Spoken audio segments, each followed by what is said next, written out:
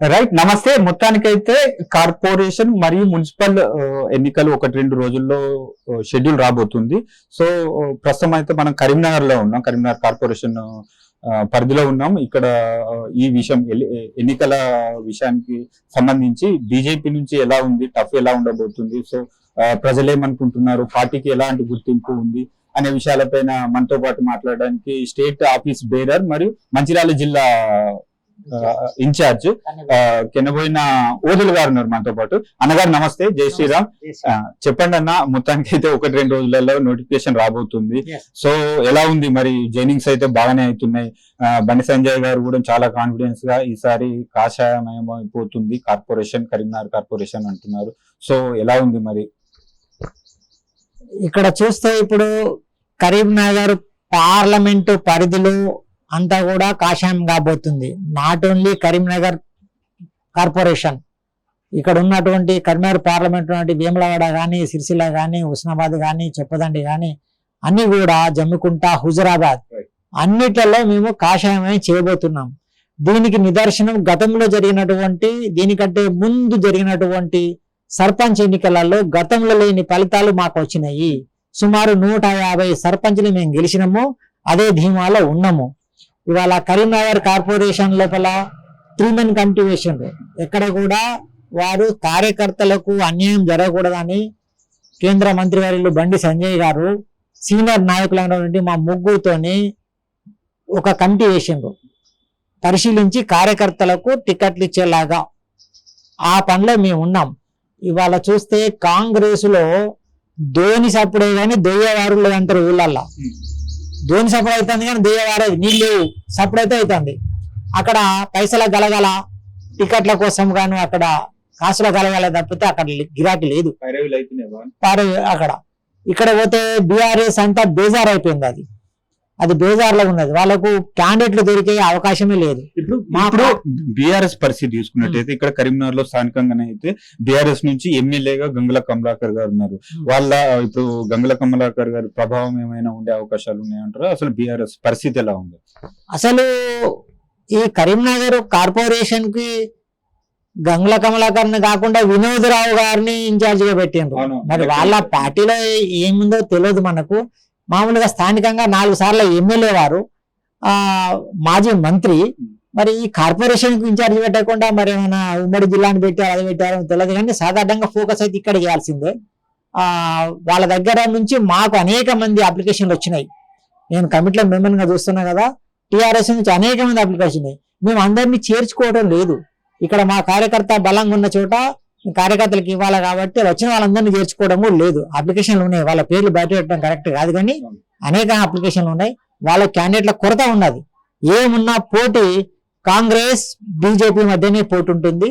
BJP ఈ ఎన్నికల్లో మేము 45 సీట్ల వరకు గెలుస్తామని చెప్పేసి మేము ధీమాగా ఉన్నాం. 45 డివిజన్లు మేము గెలుస్తాం. 45 ఇక్కడ 45 డివిజన్లు మీరు గెలుస్తా అంటారు. కాకపోతే ఇక్కడ మైనారిటీ ఓటింగ్ ప్రభావం చాలా కీలకం. ఇక్కడ మైనారిటీ ఓట్లు అనేది, సో మైనారిటీ ఓట్లు జనరల్ గా బీజేపీకి పడే అవకాశాలు చాలా తక్కువగా ఉంటాయి. సో ఇప్పుడు గతంలో కూడా చూసినాము బండి సంజయ్ గారు ఎమ్మెల్యేగా పోటీ చేసినప్పుడు. కానీ ఇప్పుడు ఎట్లా ఉంది పరిస్థితి? ఎట్లా ఉంది? డివిజన్లు ఇన్ఛార్జీలు ఎలా ఉన్నారు? మాకు గతానికి ఇప్పటికి పోల్చుకుంటే మైనారిటీ ఓట్లు బీజేపీకి అనుకూలంగా లేవు అనేది వాస్తవం. కానీ ఈ గడిచిన ఈ 2 సంవత్సరాలు గతంలో మంత్రి గారి బండి సంజయ్ గారి యొక్క పర్యవేక్షణ, నిధులు ఇవ్వడం లోపల కొంత మైనారిటీ ఓటు కూడా మా వైపు వచ్చింది. మైనారిటీ డివిజన్లలో 10 డివిజన్లలో కూడా మాకు క్యాండిడేట్స్ దొరికింది ఈసారి. అక్కడ కూడా కొంత మంచి ఫలితాలు ఉంటాయి, మెరుగైన ఫలితాలు ఉంటాయి అనుకుంటున్నాం. గతం కంటే ఇప్పుడు మైనారిటీ అంటారు ఓటు బ్యాంకు పెరుగుతుంది. మోడీ గారి యొక్క చరిష్మా, బండి సంజయ్ గారి యొక్క చరిష్మా, అభివృద్ధి పనులు, ఈ స్మార్ట్ సిటీ నిధులు, వాళ్ళ దాంట్లో కూడా పరివర్తన వచ్చింది. వాళ్ళ దాంట్లో కూడా మైనారిటీ సోదరులలో కూడా పరివర్తన వచ్చింది. కొంత ఓటు బ్యాంక్ అక్కడ మాకు పెరిగే అవకాశం ఉంది. కొన్ని సీట్లు రావచ్చు వాళ్ళకు. వాస్తవంగా 10 సీట్ల వరకు ఎప్పుడు గెలుస్తున్నారు కరీంనగర్ లో, అలాగే ఉంది. బట్ కొంత ఈసారి మాకు కూడా కొంచెం అనుకూలం ఉంది అక్కడ.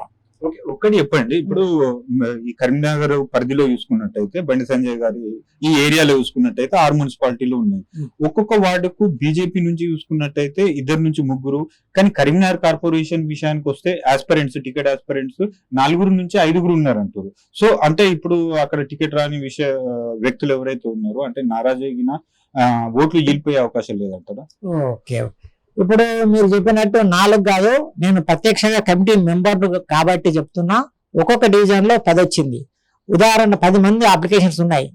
ఎగ్జాంపుల్ చెప్తున్నా, నా సొంత డివిజన్ 47వ డివిజన్, అంటే ఏదైతే డిప్యూటీ మేయర్ చల్లా స్వరూపరమైన డివిజన్ ఉంది కదా, ఆ డివిజన్ నా డివిజన్ లో 4 అప్లికేషన్లు వచ్చినాయి. 4 వస్తే 4 కూడా ఒకటే బ్యానర్ కట్టుకొని, ఒకటే బ్యానర్ మీద 4 ఫోటోలు పెట్టుకొని 4 కలిసి తిరుగుతున్నారు. సమన్వయం ఉంది మా దగ్గర. అదే బీజేపీ ప్రత్యేకత. ఎవరికి వచ్చినా పర్వాలేదు, 4 కలిసి పనిచేద్దాం, పార్టీని గెలిపిద్దాం, పార్టీ కోసం గెలిపిద్దాం, కాషాయ జెండా కార్పొరేషన్ మీద కరీంనగర్లో ఎగిరేద్దామని ఉన్నారు మా వాళ్ళందరూ. అట్లా సమన్వయ లోపం లేదు. అందరితో మాట్లాడుతున్నాం. మీ కమిటీ విషయం అనేది మా దగ్గర అంతా కలిసే ఉన్నాం. నాకు గెలుపు ముఖ్యం. అది సీనియర్లం కాబట్టి అన్ని పరిశీలించే టికెట్లు ఇస్తాం. ఎవరికి అన్యాయం జరగనియం. అది ఇప్పుడు మిగతా కార్పొరేషన్ల కంటే కరీంనగర్ చూసుకున్నట్టయితే ఇక్కడ స్మార్ట్ సిటీ ఎన్నుకోబడింది కేంద్ర ప్రభుత్వం ద్వారా. సో అధికంగా నిధులు వస్తున్నాయి. సో ఆ డెవలప్మెంట్ ఎలా ఉంది? దాని ఆ కృషి స్మార్ట్ సిటీ రావడానికి గల కారణాలు ఏంటి? ఏ విధంగా డెవలప్ అవుతుంది? మిగతా కార్పొరేషన్లకు కరీంనగర్కు ఉన్న వ్యత్యాసం ఏంటి? స్మార్ట్ సిటీ నిధులు పూర్తి స్థాయిలో రావడానికి బండి సంజయ్ గారు అనేక కృషి చేసినారని చెప్పేసి, ఇప్పుడు తాజా మాజీ మేయర్ ఉన్నటువంటి సునీల్ రావు గారు తను టిఆర్ఎస్ పార్టీలో ఉన్నప్పుడే కేంద్ర మంత్రి గారు వచ్చిన ఆయన సమక్షంలో పడినే బండి సంజయ్ గారు వల్లనే వచ్చినాయని గంగుల కమలాకర్ ముందు ఆనాడే చెప్పిండ్రు.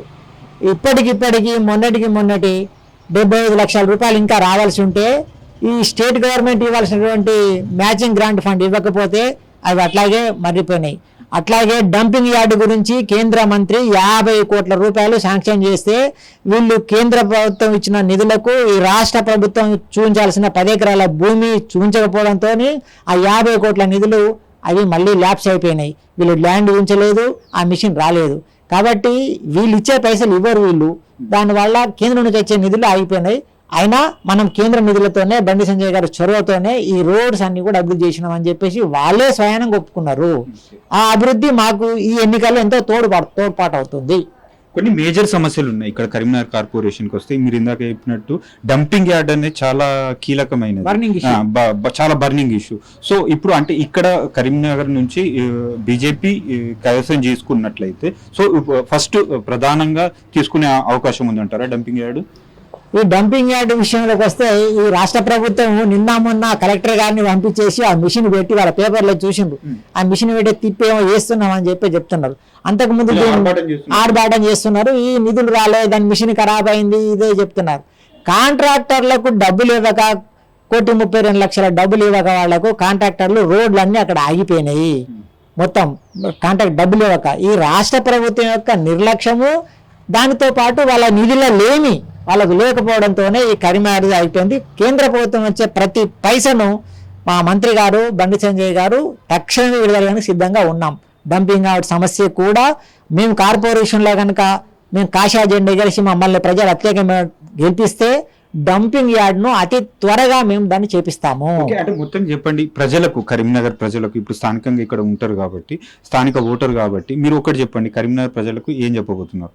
కరీంనగర్ ప్రజలు బండి సంజయ్ గారి నాయకత్వంలో పార్లమెంటు స్థాయి మొత్తం కూడా అభివృద్ధి పథంలో ఉంది. కేంద్రం నుంచి రావాల్సిన నిధులన్నీ కూడా అత్యధికంగా మీరు మాకు కరీంనగర్ కనుక మమ్మల్ని గెలిపించి కార్పొరేషన్ పీఠం కనుక మాకు అప్పచెప్పినట్టయితే కరీంనగర్లో డంపింగ్ యార్డు కంప్లీట్ చేపిస్తాము. అట్లాగే 24 hours into 7 నీళ్లు ఏదైతే పైలట్ ప్రాజెక్టుగా హౌసింగ్ బోర్డులో చేసినామో అదే రకంగా కరీంనగర్ మొత్తం కూడా విస్తరింపజేస్తాము. కరీంనగర్లో 24 hours into 7 నీళ్ళు వచ్చేటట్టుగా ఆ పథకాన్ని కూడా ప్రారంభిస్తాము.